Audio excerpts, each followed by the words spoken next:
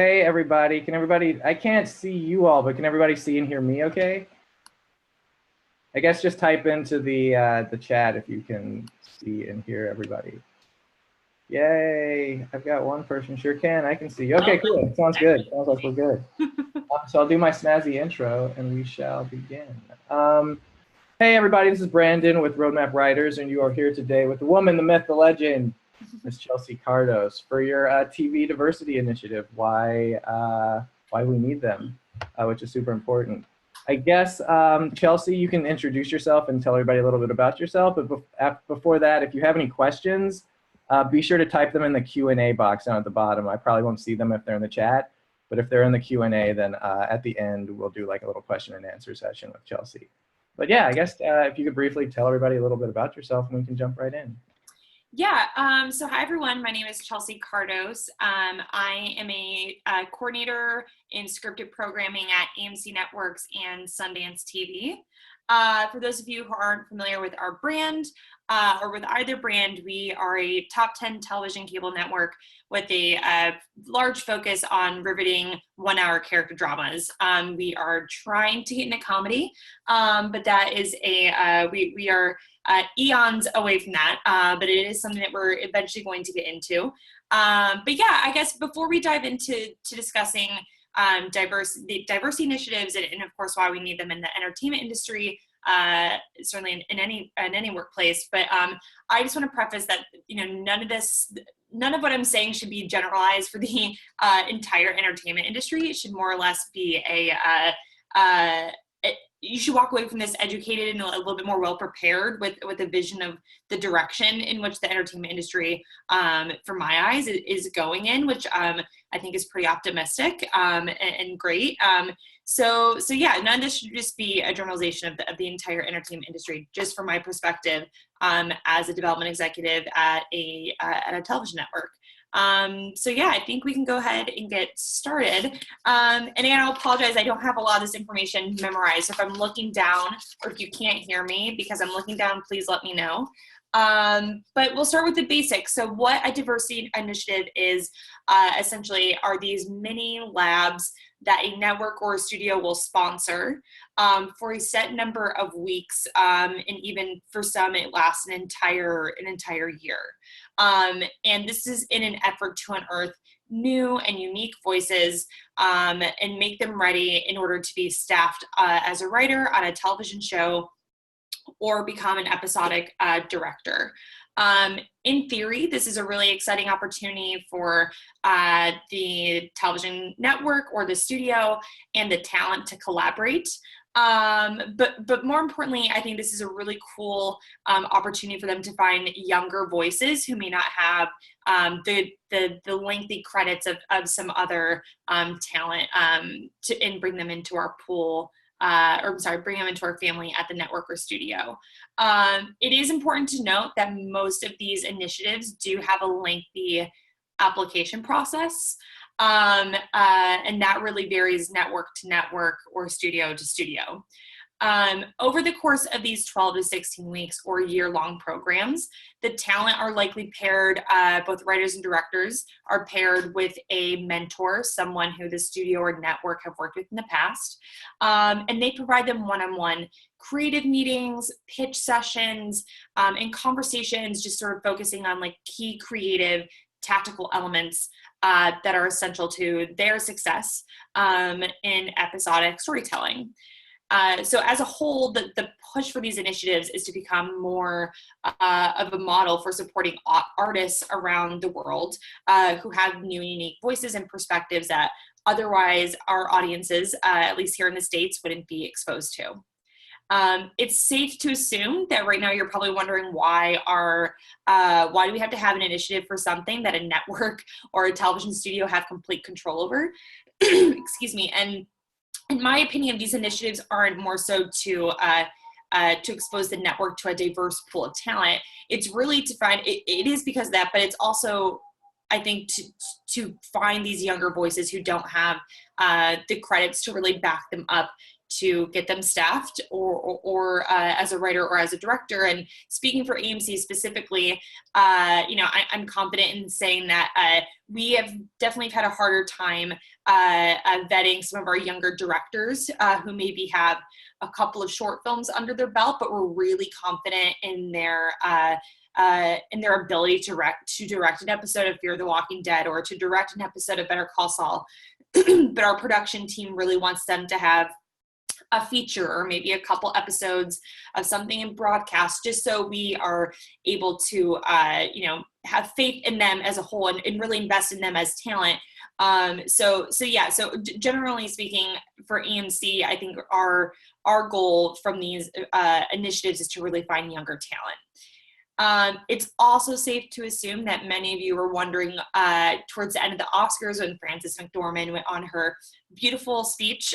Towards the end, she left everyone with 2 words: inclusion writer. And what does that mean? And it's fascinating because Webster's Dictionary, I don't know if any of you guys follow them on Twitter, but they immediately following the Oscars had mentioned that the 3 words that were most looked up online following the Oscars was inclusion, writer, and feminism. So an inclusion writer is any actor, actress, producer, director, anyone sort of like top line talent for film and television, who can either ask or better yet demand that the cast or crew, an X amount of number of them, be diverse, and if the film set or TV set should they not meet that number, the talent has the ability to walk away from the project. So immediately following the Oscars, there's have already been a lot of people who have sort of made this their mission on following projects, Frances being one of them, Michael B. Jordan, another, Timothée Chalamet, and a handful of others who have already sort of like made it their mission to not sign on to projects unless they're meeting a certain quote of people who are diverse on set. So what networks have these initiatives and what do they hope to accomplish is sort of the next area I'd like to talk about. And the list of writing and directing programs and what they aim to accomplish is endless, and I won't bore you with all the details of every single program, but what I will do is kind of give you the brushstrokes of the most well-known network and studio initiatives that are in place. If you want to look at a longer list of initiatives, you can check out on the WGA or the DGA website, and they will have more specific lists geared towards the LGBTQ community, anything ethnicity specific. There are a lot of these different programs, but I'm only going to give you the network and studio ones that are a little bit more well known. So the first I'd be remiss to mention is AMC's, and I'll talk about that a little bit more because it is new. So we'll get to that later, but AMC will be having a writing and directing inclusion initiative. The CBS Writers Mentoring Program, their goal is to prepare writers for employment opportunities in TV, and they team them up and mentor them with a CBS network studio executive, which is great, with whom they regularly meet with and have creative meetings to discuss what they're working on. And the program for that is about 8 months long. The next program is the Disney and ABC writing program, which is fairly well known throughout Los Angeles.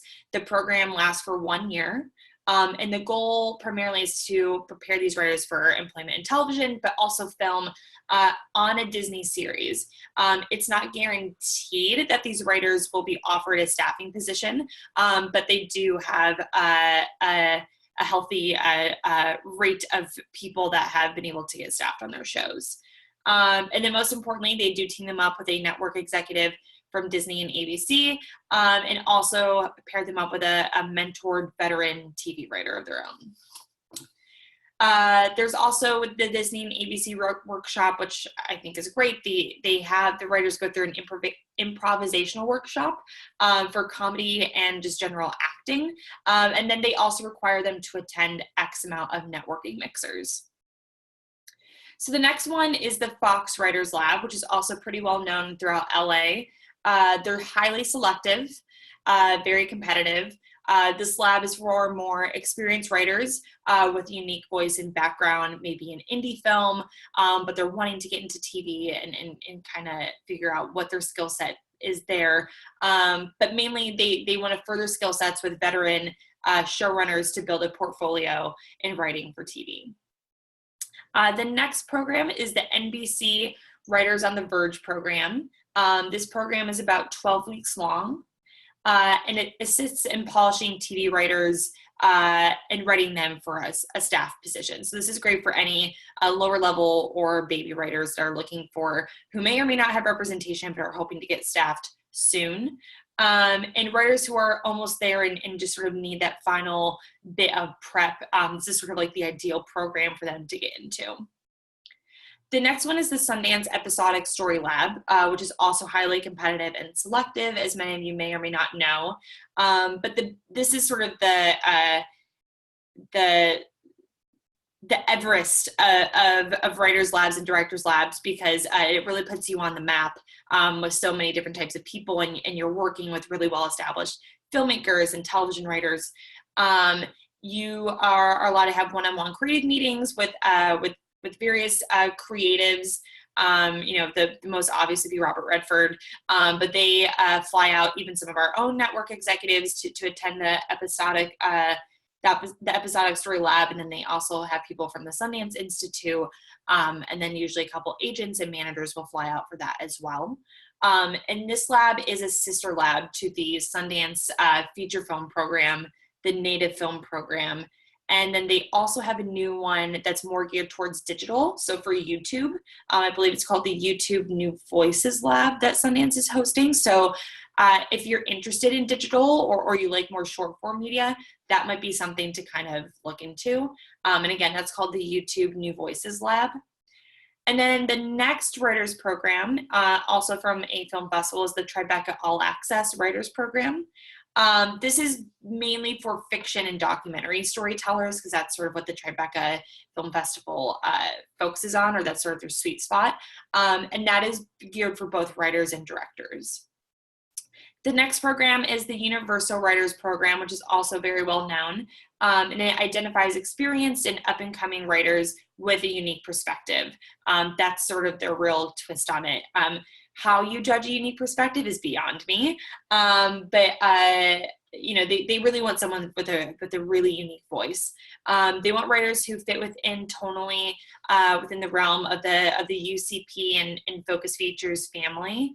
So take that for what it is, and they're afforded creative guidance from UCP executives, producers, and creative consultants. So it doesn't sound like that one necessarily pairs you up with a writer or a veteran writer, but more or less like a creative executive, someone to bounce ideas off of. And then the last writers workshop, which I'll touch base on, is the Warner Brothers TV Writers Workshop, which is probably the most well-known out of the bunch. That one usually lasts for about a year. And that's a more rigorous program for writers, where they have to attend weekly lectures. They kind of stimulate their own version of a writer's room, and what that whole process would look like. And then there's an expectation for a new spec to be written under deadlines of a show, of a mock show in production. So just to sort of get these writers prepared and focused on what kind of applying these skills into an actual writer's room would be, which I think is really great. So that's where we are for the writers programs.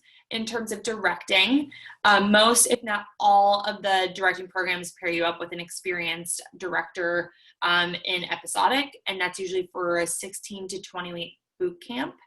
The goal here is to bring in unique voices into a television network at the end of the fellowship, and provide a grant for a larger program and project. Some places like HBO actually end up putting those projects on their digital platform. So for AMC specifically, we do have a digital platform. It's not really out in the public quite yet. If you do have it, great. It's not very user-friendly. We're trying to get that more put in place and figure out the kinks first before we start putting any of our director initiative pieces up onto the streaming platform. But the networks and studios that have director diversity initiatives are CBS, Disney, Fox, let's see what else. Sony Pictures has one, HBO, NBCU, Viacom, and Warner Brothers. So in short, most of the programs that have a writer's program will have have some sort of semblance of a director's program. And this is just for speaking for TV specifically. I know they have them for features, but I can't entirely speak to that right now. So I want to talk also a little bit about diversity in front and behind the camera, because I think that's something that can't really go unnoticed. Certainly with social media trends like Oscars So White and White Washed Out, viewers are really demanding to see faces on screen that resemble our melting pot that is America. And I think we're really lucky to live in an age where we can see faces on TV and in film that not only are reflective of our diverse culture, but also just sort of seeing the strides in which we've come in sexuality and in trans actors and in the LGBTQ community. I cannot speak on behalf of actors or crew, but what I can say is that I think the representation in film and TV and in storytelling overall, it's super necessary to have a more creative, equal world reflective in entertainment. The way this happens is if myself as a development executive, if we continue to push the networks and studios into really investing in these diverse, new, interesting voices and visionaries to share a new part of their lives that they've lived and kind of show that to the rest of the world. And I think a great example of that would really be Barry Jenkins, obviously what he's done with Moonlight, just because that came from a very specific part of Miami, and not only he lived that lifestyle, but also the writer as well, who Barry teamed up with and who was the initial playwright of that movie. That was a very specific part of a world that they knew really well that was super rich. So I think that's a great example of that. So putting the work in motion, most networks usually hire a network executive to put as a full-time job to really focus on a diversity initiative. And, it is certainly a full-time job, and I can attest to that as someone who is actively working on this at AMC, in addition to the other part of my job. Unfortunately, AMC does not have the money nor the bandwidth at this time to hire someone like many of our competitors do. But we do have a small group of executives who are actively making steps as a department with a wider effort in creating this initiative as not so much diversity as it is inclusive. And the reason why we're calling it an inclusion initiative is solely because we want this to include women, people of diverse backgrounds, and LGBTQ, the LGBTQ community. So it's sort of like all encompassing. And the standards for the writers program and the directors program have yet to really be in place. So neither has the application process. This is all super new. But there is a constant stream of staffing at AMC, and I'm happy to kind of give you the background of our development process here in a moment. But we now have a formal letter to all of our current showrunners and our showrunners in development that should certain rooms go forward into being greenlit to series. We will be having for directors, we want 50-50 women to diverse directors, and then for staffing should be the same.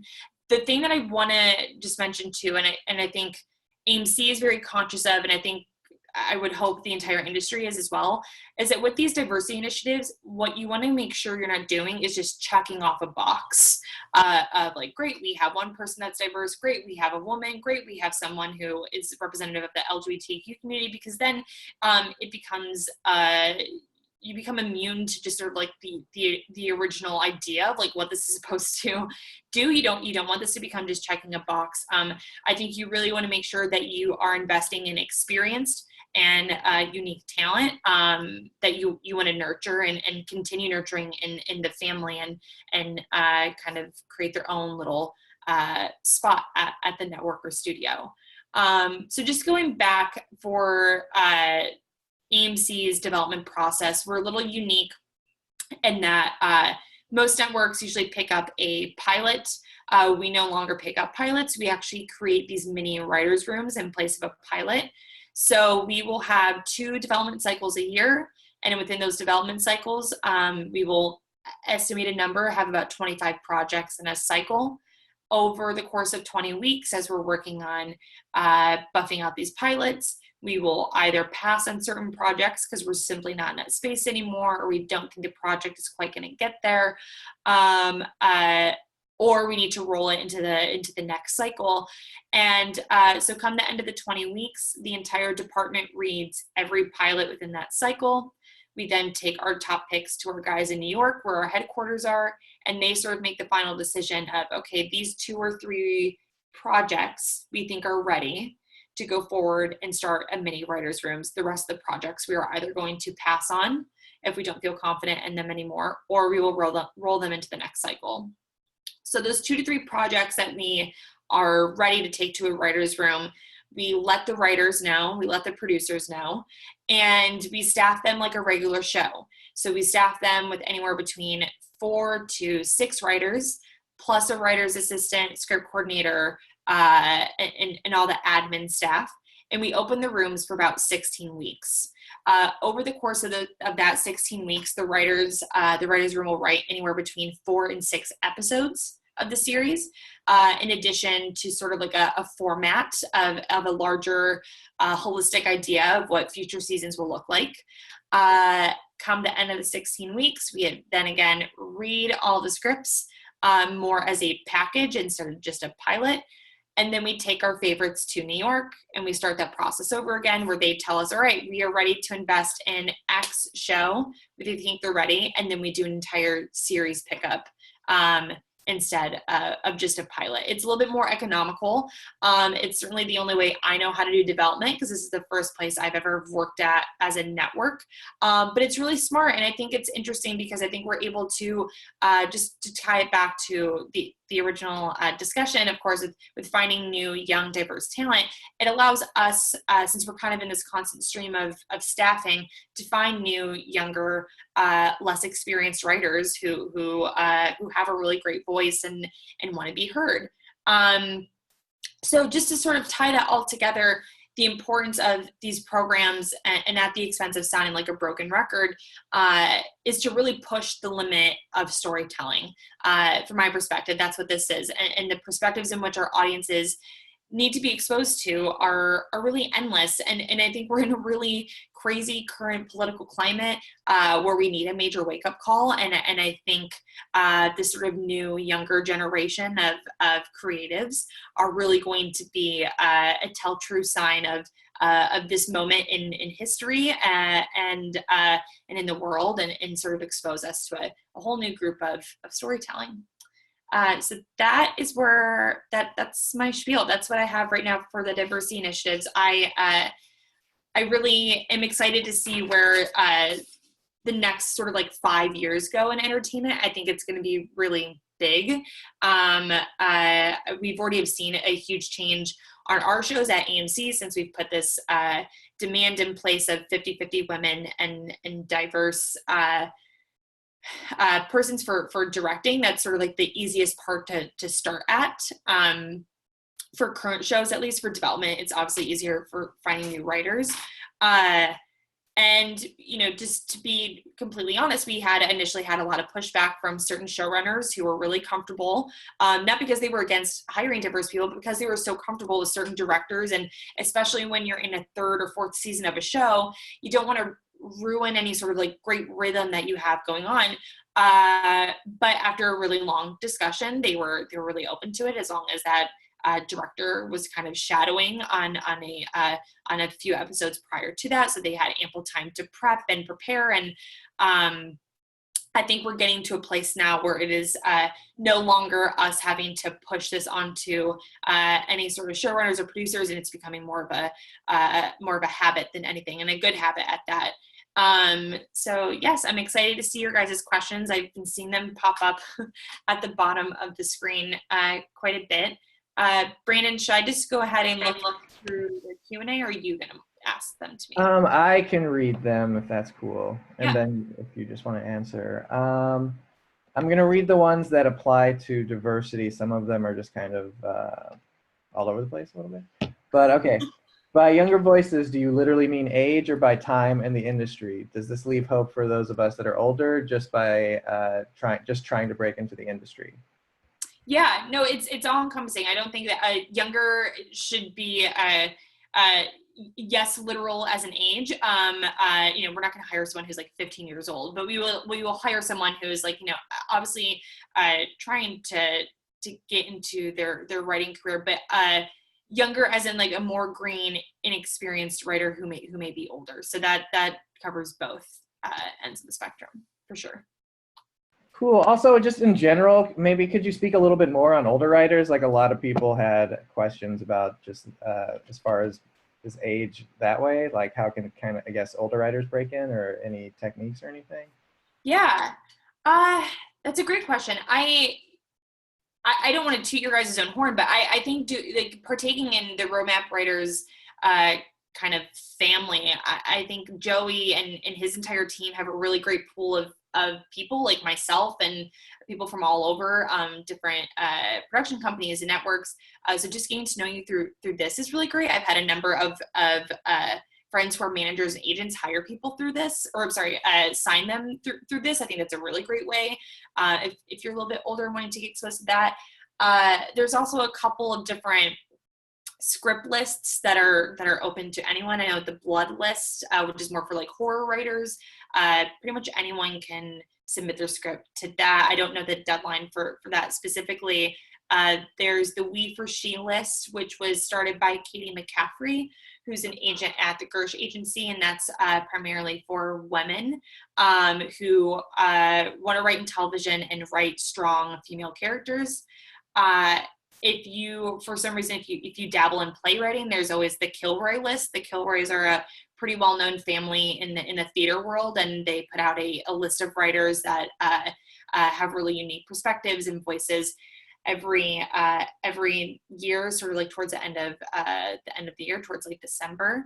I think anything like that is super great, and there's never enough writing that can be done. I think just like constantly coming up with new samples. My sister, who's a writer herself, I know before she had gotten signed, the one thing that she had kind of wanted to throw together was just like a really diverse portfolio of not only just a 1 hour drama, but a half-hour comedy, a play, a short story, an essay, like having a lot of different types of a variety of different types of writing, I think is sort of like the best way to kind of get your voice out there. Because again, speaking for AMC specifically, there is like no limit to the types of things that we will adapt into a TV show. We are trying to adapt podcasts. We have adapted a short story into a series that's coming out later this summer. Poems, we are looking at poems and video games, like sort of the limit of creativity is endless. So as long as you're writing, as cliche as that may sound, I think that is sort of the most helpful for you to get exposed to people industry-wide. No, cool. Let's see. Do you have to be located in California to take advantage of these programs? Are they for pretty much anyone, regardless of where you're situated? Any of the writers lists, you don't have to be located in California because it's obviously all submitted over email. Any of these actual programs, you do have to be located in California, or at least move to California if you get accepted into the programs. They take a while. Like I know the Warner Brothers program, again, just speaking from the experience of my sister having gone through it, it's months and months and months. And I know they do phone interviews, Skype interviews, all those sorts of things prior to just accepting you into the program. But yeah, all the programs do take place in California. So if you do make it through the final round of interviews, you would have to move here, at least for that period of time.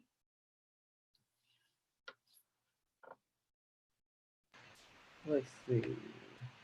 Hi, Chelsea. You covered a large listing of writing programs available. Are these listings available for writers for the purposes of getting more information? Are these listings available to writers for the purposes of getting more information? I would say yes, but I guess we'll let you answer.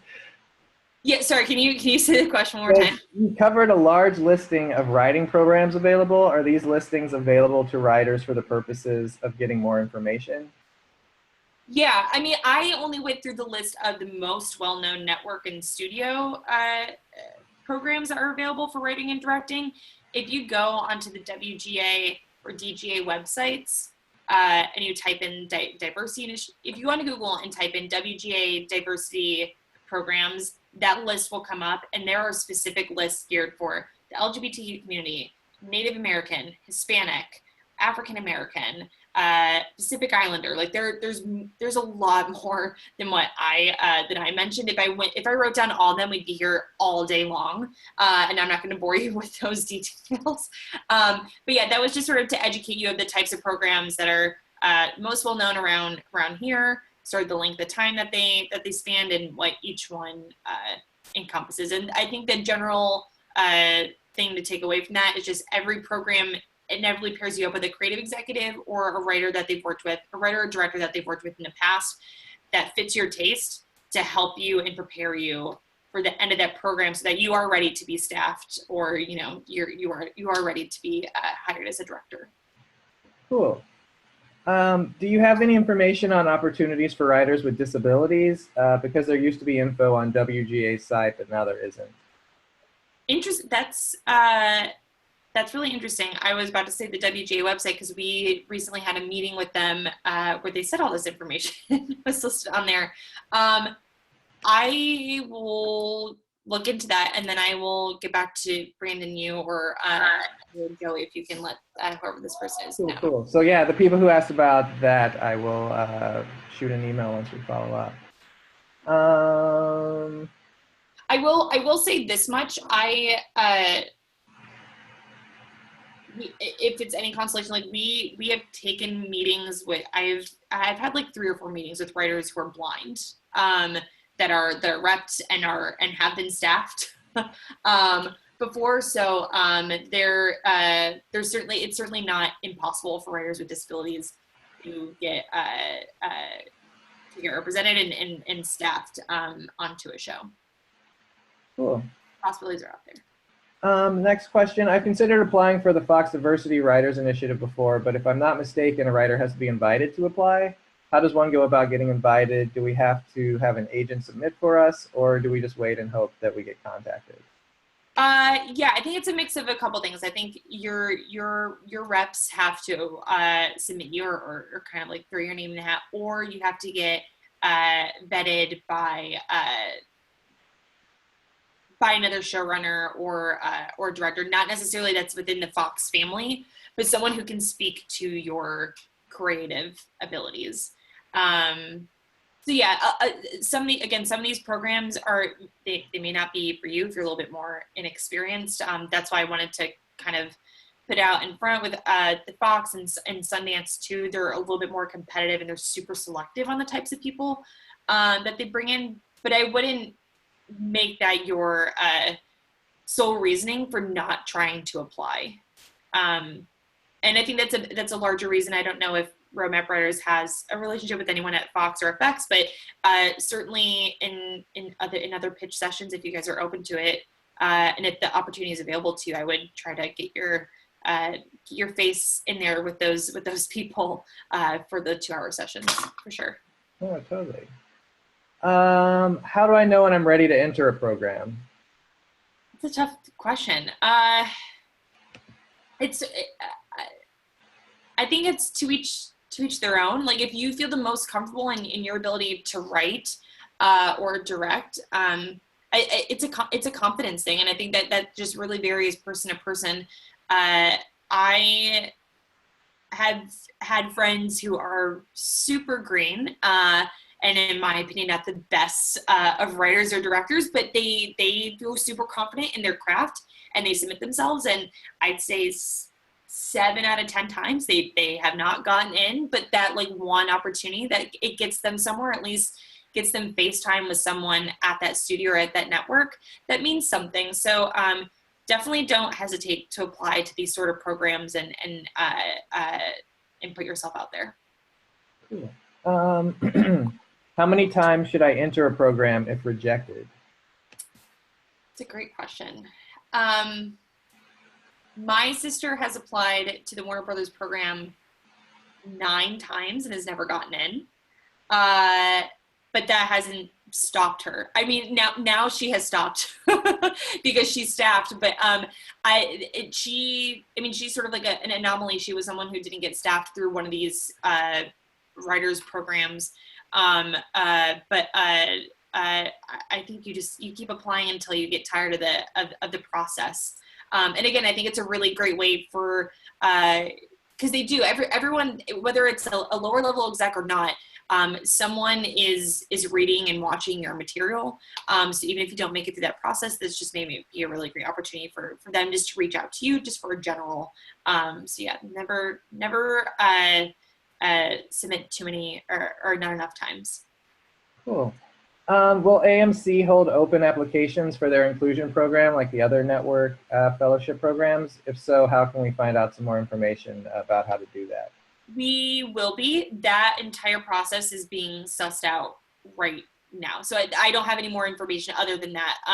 The team of people is myself and 3 other of my coworkers.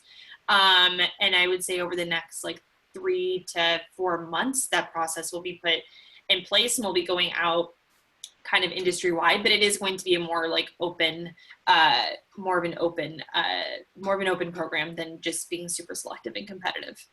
Cool. Could you give some examples of TV shows that you feel are good examples of the diversity initiative in action, and then some shows that are that could use some more work, I guess, as far as that goes? Sorry, TV shows that have used the I guess just TV programs that you feel are doing well with the diversity initiative, and then some shows that you think could possibly do a little bit better or a little bit, maybe perhaps violate some of the measures, should be more inclusive. Sure. Well, I don't want to speak out of term. I'll definitely probably mainly speak to the network that I think has done the best job of this, which is FX and Fox. Jonathan Landgraf has gone above and beyond, I think, has really set the bar high for television networks and studios in terms of what's expected out of these diversity programs. I think the actual statistic is with the over 8 months to a year's time, they were able to turn around every writer's room and every director's slot into someone that they had from this sort of push forward of wanting to be more inclusive. So I know American Horror Story is sort of known for that, though competitive because it's Ryan Murphy. This is FX, but it's from the ABC program. I know Blackish. A lot of their people came from that program, as well as Fresh Off the Boat. I think for NBC, Will and Grace used quite a few people from their own NBCU program. But I think sort of the best example of a network and a studio that everyone needs to sort of be feeding off of is FX. They have Atlanta, and that also came from sort of their baby writer, who is now huge, is Stefani Robinson, who was someone I interned with at the Gersh agency, and then had one writing sample and got into one of the programs, and now has taken off completely. So yeah, and FX is sort of the best example. But I don't want to speak to a network that maybe hasn't gotten there quite yet, because if I were to say, I'd say AMC, because we're a little behind the ball. But I'm sure there are worse places who aren't really putting that in place, but I don't want to speak out of term. Cool. There's a writer that's interested in animation. Is there any initiatives that deal with diversity for animated projects? There are. Let me email you, Joey and Alex, because I had just found out about this recently through a friend who was submitting, and I believe that too was through something through Fox. Cool.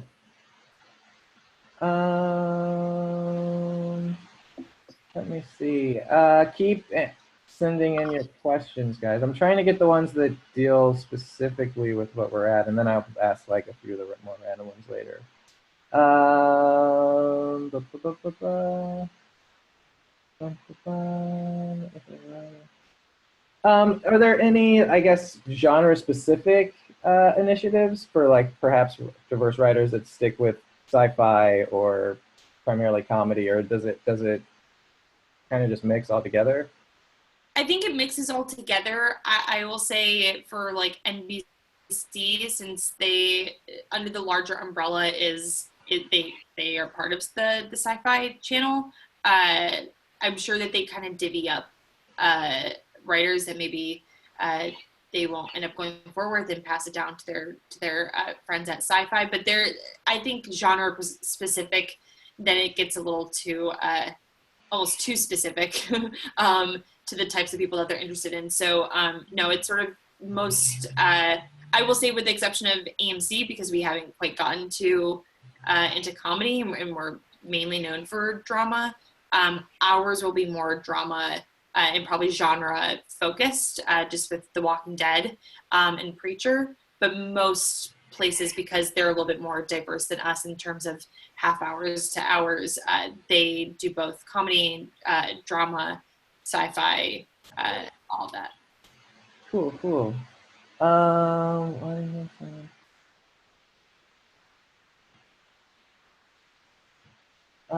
I guess one of the questions is, why do you think this has happened? Like, why do you think that we need these sort of initiatives? Is it just a matter of people just feeling comfortable with people like them, or?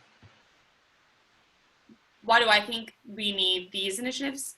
Or I guess just what, like, how has this problem, I guess, been created? Like, what is it about, like skin color and sex and gender and all that stuff that has kind of. I think it's I think it's just an old Hollywood mentality that has been put in place for years and years and years, of it not really being a diverse work environment.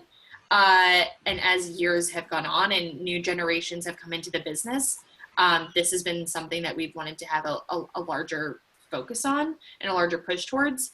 I kind of talked about it earlier, but I think now the push, because I think we are starting to see, at least in the writers' rooms and as directors, we're seeing more people get hired, more persons of color get hired, more people from the LGBTQ community get hired. But I think this is also a great way just for us to find younger, diverse talent who may not have the credits. But yeah, I think that this became a problem because it is a like a lot of other businesses, I would say maybe like finance is maybe up there too, the ad industry as well. It was for years more of like a white man's profession. And that has drastically changed over years. I am happy to work at a place that my department is predominantly female.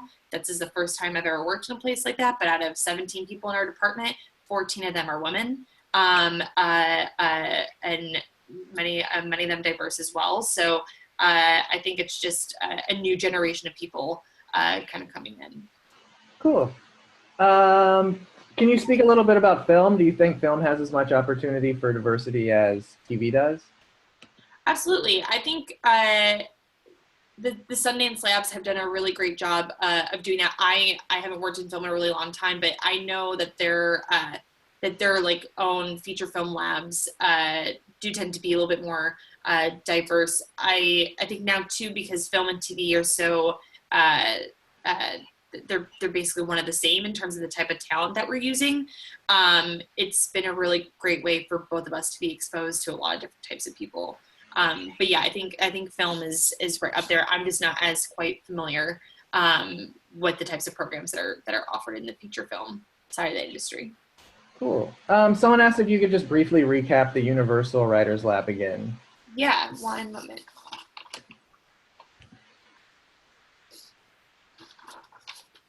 So for Universal, it identifies experienced and up-and-coming writers with unique perspectives.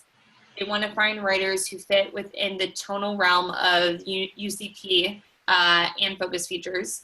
And then they afford creative guidance with UCP executives, producers, and creative consultants. Cool. Are there any diverse programs for women who are 50 and over, or I guess just any programs for a certain age group and over? I don't know if they're specific to age groups per se, but I know Women in Film, I think they have their own like little pool of people that you can submit your projects to, and then they kind of like cast it out to a wider net. But anything like gender specific, again, I would check the WGA or DGA websites, and then for women, obviously look at the Women in Film website. They'll have more information as well. Cool. And now I guess I'll just get into some of the more like ones that don't really have to do with diversity. If that's cool, we'll see we'll see what you think. How credible is having a script getting good evaluations on the blacklist anymore? Is that still a credible service? I think so, especially for people like myself. Anyone who's a lower level executive, we read all that stuff. Yeah, so I think the blacklist, any sort of writer's list, is still very relevant to the industry. It's just not going to be top people reading, but it's going to be people like me who are tend to be a little bit more of like a hustler and wanting to read all that stuff, who will push it up to those people. Super cool.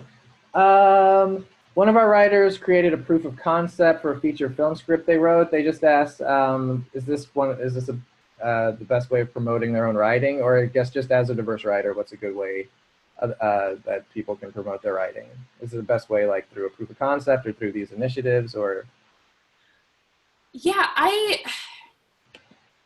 think it's whatever you're comfortable with. I don't think this is even like really like specifically towards diversity, but like we've had people come in, younger writers, again, green, I'll refrain from using the word younger, green writers come in who have more of like a proof of concept of the types of things that they're working on. But if you feel confident and comfortable in your work and you just want to submit it, I don't think a proof of concept is really necessary, because at that point you should just, the proof of concept should sort of already be in the script. Yeah, I'm sorry, that kind of, I got confused in answering that. So I hope that was helpful. If not, I apologize. I think that worked. Another writer asked about scripts of different genres. Have you heard it's best to do different, or to write in different genres, or just stay primarily in one genre? No, I think having a diverse portfolio of various types of writing is really helpful.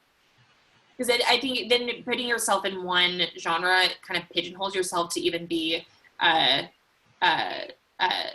looked at for something else. And I know when we staff for The Walking Dead, or even Preacher, oftentimes the people that we have staffed, there have been a few people that are like more broadcast comedy people, where like that's like their bread and butter, but they have a really great genre sample and are able to also write in that space. So definitely don't like put yourself in one area unless you're only interested in writing drama.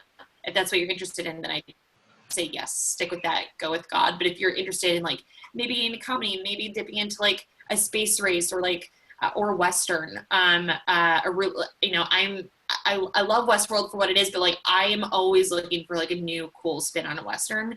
Like that's something I'd be like excited to see. Oh, cool. Someone writes, I love the strong female characters in Turn. Is AMC open? Wait, the chat just moved. My bad. Is AMC open to future period series or TV movie events, particularly with strong, complex, but relatable female leads? That is an interesting question.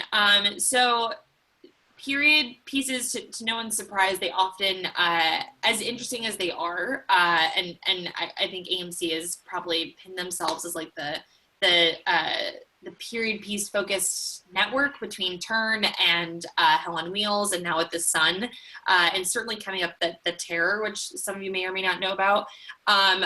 They tend to be super expensive. So I think moving forward, when I started at AMC, they were already down the line with the Terror, but that's sort of when they were like, okay, these last couple batches of shows are getting ready to go into production are going to be the last ones we do for now, because they do tend to be more expensive. I think that's speaspeaking to period pieces specifically for strong female characters. That's something that we're always looking for. And, again, unfortunately, we haven't even had a female protagonists on our network until this spring. We have our very first female protagonist, who's Joy Nash, who's a wonderful actress, but she's going to star in Dietland, which is a series written and directed by Marty Noxon that's based off of the book from Sarai Walker. So if you're interested, please look that up on the internet. It's going to be great. We're always looking for more female protagonist stuff, but I think we are steering away, hopefully, from the world of period pieces, because it just seems to be too expensive and not feasible. No, cool.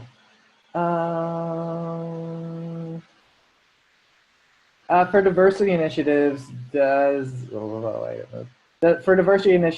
material itself have to relate to diversity, or is it enough for the writer just to be diverse? No, it's enough for the writer to be diverse. Yeah. I mean, of course, like, please, if you have like a great story, of course, like, please make your scripts as diverse as you want them to be.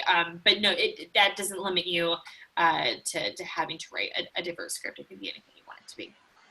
Cool. What screenwriting contests would catch your attention as far as placing in them? Are there any particular ones that gain more traction? I was just about to say, so going back to that original question, I would also pay attention to whatever, there may be like more specificities in whatever writer's program that you're interested in getting to. They might, like this isn't a program, but the We for She list, they only want female writers who write strong female characters. So you would look into those writers programs first before I speak completely out of term, because they might have specific things that they're looking for. CBS, for example, I'm assuming that they're going to want some sort of like crime procedural, because that's their sweet spot. But yeah, at least for AMC, it doesn't matter. So sorry, go on. What was the question? Let me see. What screenwriting contests would catch your attention, or are there any that are particularly able to get more traction for people than others? I think the Blacklist is sort of just like an industry-wide one that people are always excited to see. I always read the Blood List, the Kilroy List, the We for She list. Those are sort of like my top 3, because I am more interested in female characters, and I really love horror as well, and that's something that we're really looking into for AMC. So yeah, but there's tons of different writers lists. Cool. Let's see here.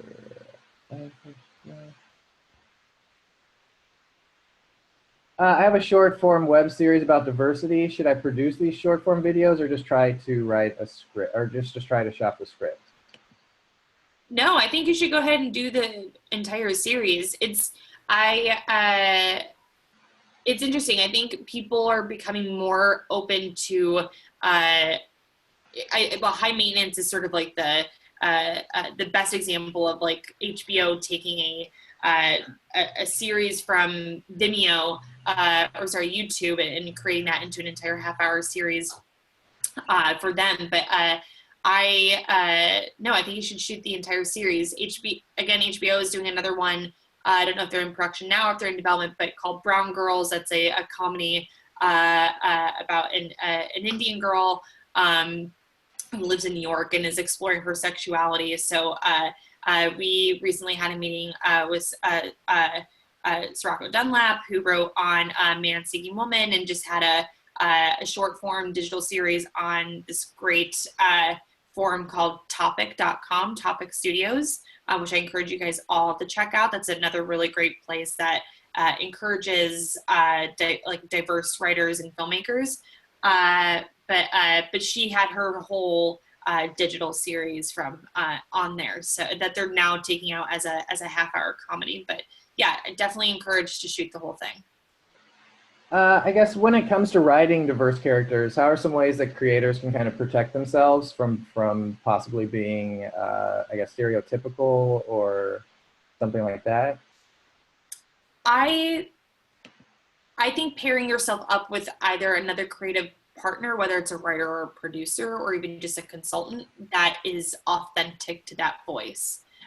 We currently have a project at AMC written by a white writer, but it is about a a African-American kid that grew up in Queens, New York, late 80s, early 90s, who is, it's his coming out story. The writer is, of course, straight white male. So you can't get more different than that, but our way of, and his way of sort of wanting to like really tap into that authentic voice was we ended up getting Ezra Edelman, who is a well-known producer who did the OG documentary a couple years ago, on board, and his show is currently in one of our mini room processes right now, and the entire room is either African American or identifies in the gay community. So I think just sort of having those authentic voices surround you on a creative note is super important if you yourself cannot speak to that story on a personal level. All right, I guess I'll ask this one. If a white male writer, would he qualify for a program if his script is about diversity or has a minority character? No, I don't think so. And I don't think, and that's like, that kind of brings up interesting part. I don't think in any way are these diversity programs trying to shut out the white male voice. I personally have a lot of friends who are white male straight and are really great writers, who have not had a difficult time or have not had this sort of like push to be more inclusive and diverse in the industry affect them in any way. But no, I think these initiatives, specifically the one for AMC at least, is all encompassing, but it's for diverse persons of color, women, and people who identify in the LGBTQ community. Cool. Do you have any advice as far as conveying diversity, like on an application or just in the process overall? Conveying diversity. I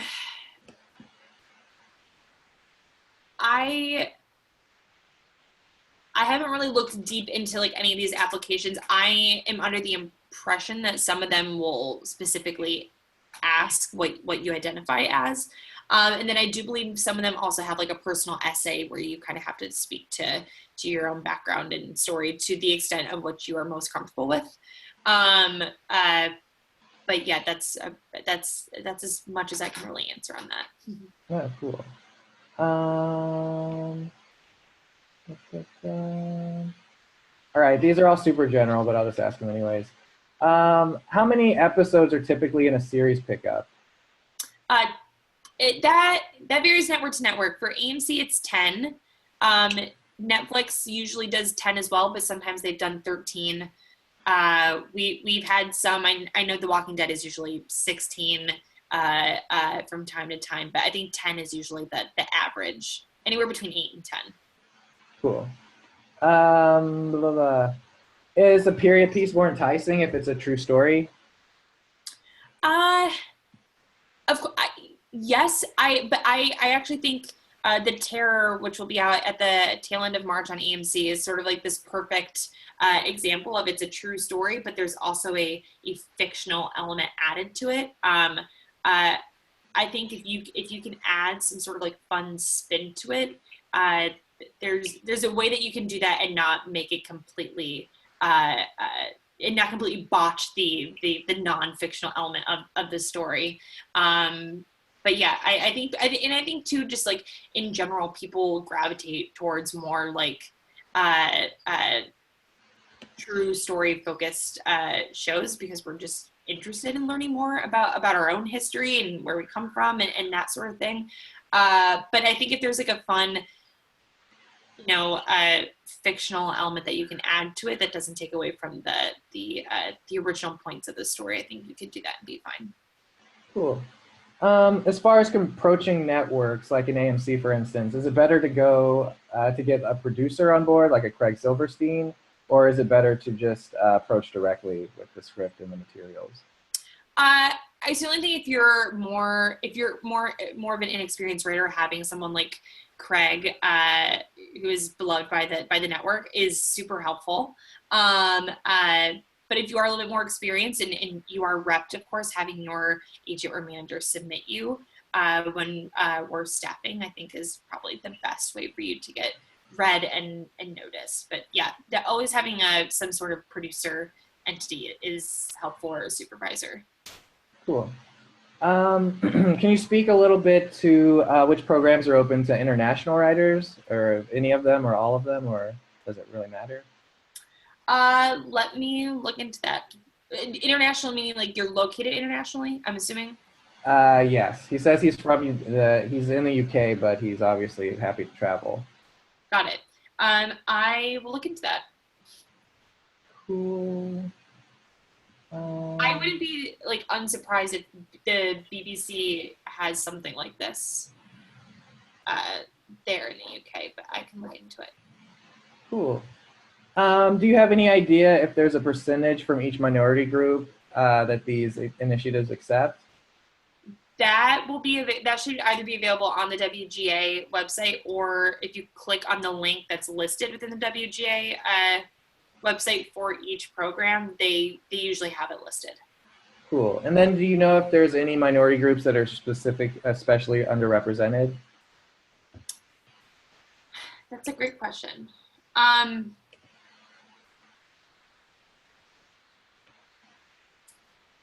I would say,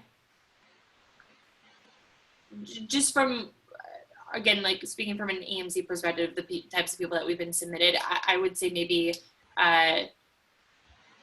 like Asian American. I think we kind of have like our own pool of Asian American writers that we love and adore. But I think we tend to use them so much that we are not exposed to enough of writers who identify that with that ethnicity. So yeah, I would maybe say Asian American. Cool. And then a writer says, I'm still a little confused. Would AMC accept a disabled writer, or is the focus currently on people of color, LGBTQ, and women? No, no, disability as well, for sure. Cool. Are high concept story dramas still relevant in Hollywood today? And if so, what types would you think would be considered marketable? Oh boy. Yes, I think they're, I wouldn't completely say they're not relevant. I think it just kind of depends on the types of story, and that an example of that is not coming to mind right now, but it's a conversation that we have a lot at AMC for sure, but I would say that's not completely irrelevant. Cool. And then I guess lastly, could you just kind of briefly talk about just how the writer's room kind of works, and as far as making them diverse, like kind of how they operate, or are there any rules for them, or? Yeah. Again, speaking for AMC, we, as mentioned, we have sort of this new like 50-50 rule put in place where we'd like to have half of the room, or have there be some sort of push for women and diverse writers. Our ability to sort of focus on getting more diverse writers is when we're staffing, when we go out to our covering agents and managers, we tell them that we're looking for diverse writers. They bring back their pool of people from the agency. We read them. Then we sort of pick and choose the types of people that we, or the writers that we, whose voices we find match best with the show and the showrunner. And then from there, we usually meet with them, and then we usually have the writers meet with them. But I think that, we all kind of, and I would say this is just a general like, development executive note, like all of us have our own list of writers that we love and adore. So I think like our first gut instinct is to like go to that list and see who we have that maybe is a perfect match with either A, being diverse or is authentic to the voice, and then going out to the agents to find out who else they kind of have in their pool of diverse writers that would be perfect match for the show. I'll say it's as simple as that. I know that's it's not as easy as that, but it's sort of the general rule of thumb is going out to the covering agents and managers and just letting them know these are the types of people that we're looking for to hire. And then we'll, if everything goes well between both the meetings with the network and with the creatives, then we'll usually hire them. Cool. And then, okay, 2 more questions. These will be our 2 last ones. In your estimation, which programs are the most sincere in selection of diversity based on perspective, rather than applicants just trying to fill some quota or whatever with their? That's a great question. I think the most sincere,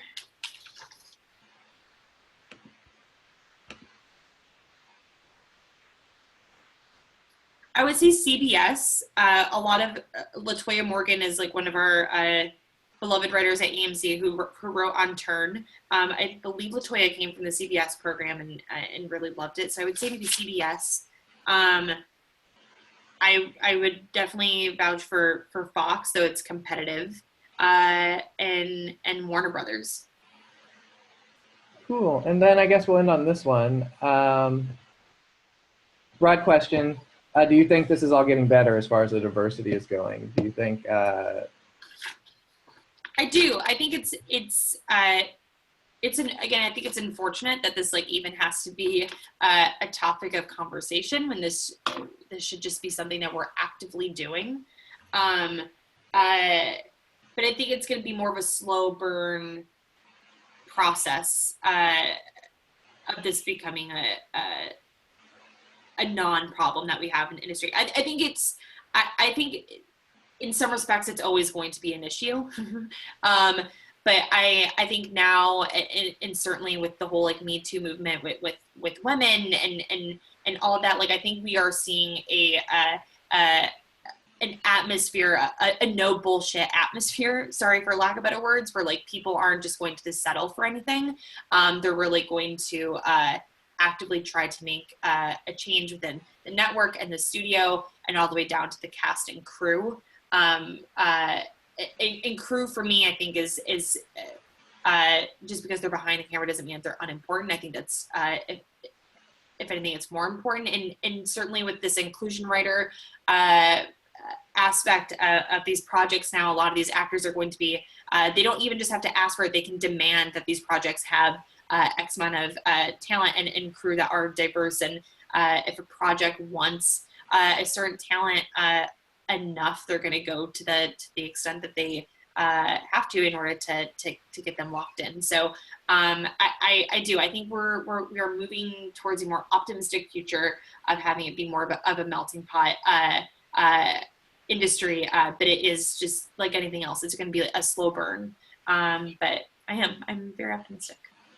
Oh, super cool. Well, thank you so much. I see a lot of great comments in the chat boxes and everything. Thanks everybody for joining us. I hope you found it as informative as I did. And yeah, until next time, take care everybody and have a good rest of the weekend and everything. Cool. Later. Bye.